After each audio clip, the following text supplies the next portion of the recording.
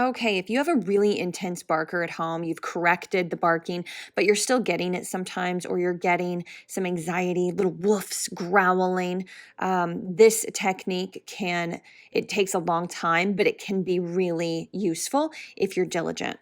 And by diligent, you either have your food in your clicker or food and ready to use your yes marker all the time when your dog is out, and your dog is on leash all the time when they're being supervised. What I'm doing is I'm going to wait for her to show a sign of hesitation before barking. Now, she might bark her head off, and I'm going to wait till she's done and then wait for that hesitation.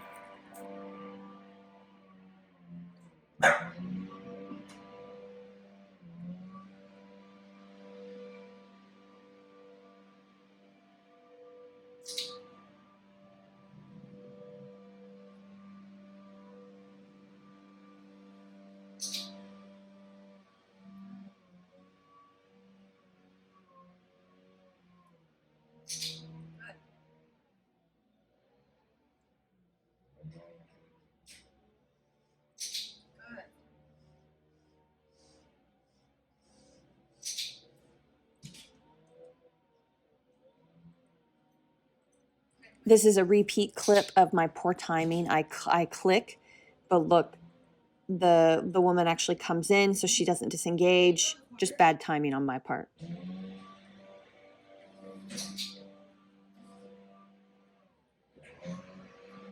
Basically, anytime she looks at anything and decides to look away or look at me, I mark it with a yes or a click and reward with food. Good job. That was a good one.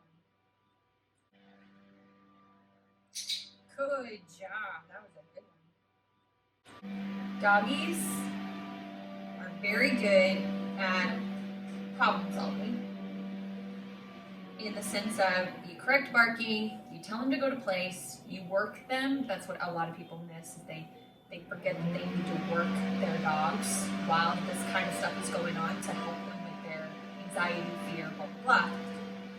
But even when that doesn't work, or you're just tired of doing it, and with some of the dogs that don't problem solve that well, they're so angst or they're challenged so much in their environment, whatever it is, when suppressing behavior and then just doing some obedience isn't enough, good. This can be really helpful to help them change the way they view the situations that are happening. And so this is a little different. This is tricky. So you can squash the barking, and then you can really crisply reward decisions to look away or avoid, which is what I'm doing.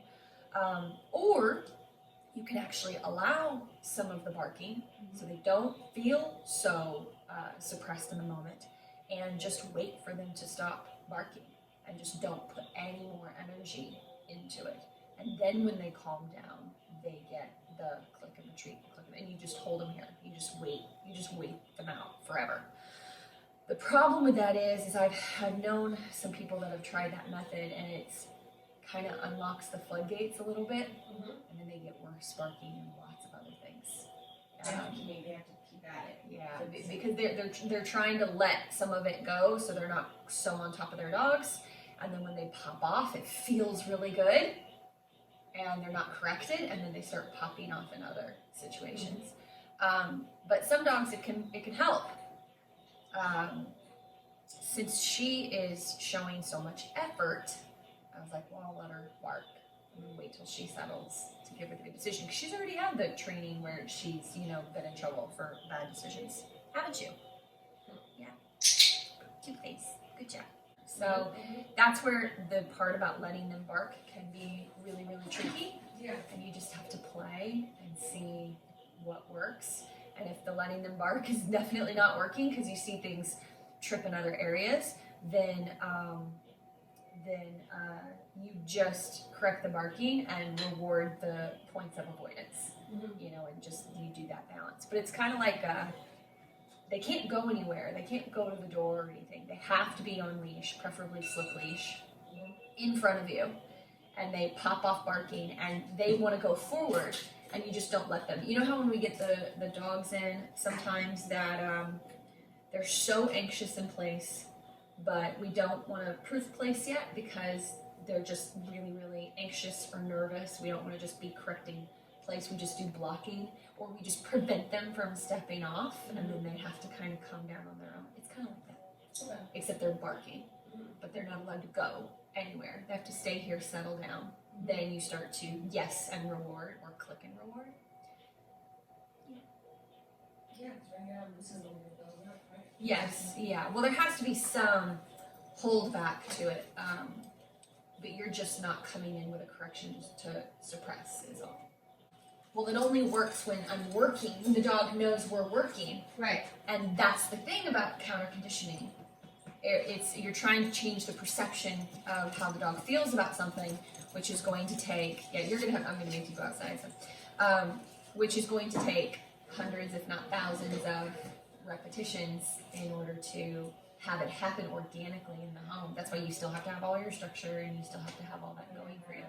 Happy got to the point where I could have her free and she'd run to the door and bark once or twice, and I would tell her, quiet, and then she'd run back to me and sit.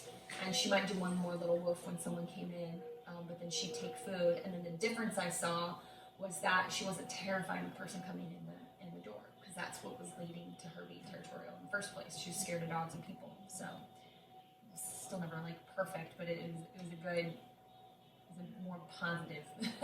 Because when she barks, when Penny barks, it's all it's all anxious, upset. I don't like new people, kind of thing.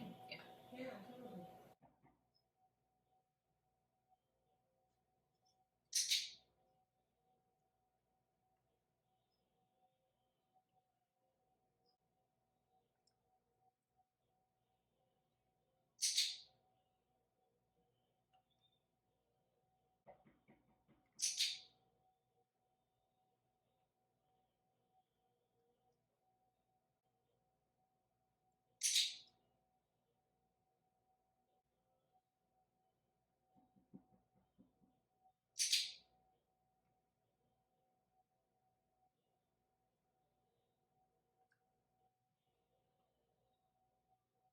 Come on in. Now, some trainers would reward this right here. See how she looks, and it takes her a long time to disengage, but she doesn't bark. Some trainers would take this small moment and go ahead and click and reward. I think it's a slippery slope. It's a personal preference, but you could try it at home if you just cannot get your dog, you cannot wait your dog out for them to disengage. It's just not happening. Try click and reward when they're looking, but not barking. Just know that that's a slippery slope. It's meant to be used as this tiny little stepping stone to get the dog to disengage and look away or look at you fairly quickly. So if that's not happening, stop doing it. But try it. Like right here, I could have clicked and treated, and she might have turned and looked at me much faster. I like things happening a bit more organically, but maybe your pup is too intense and just not getting it. And so go ahead and try it. Just know it's supposed to be a small window, small bridge, small window of time to get you to what you're wanting, which is the look away or the look at you.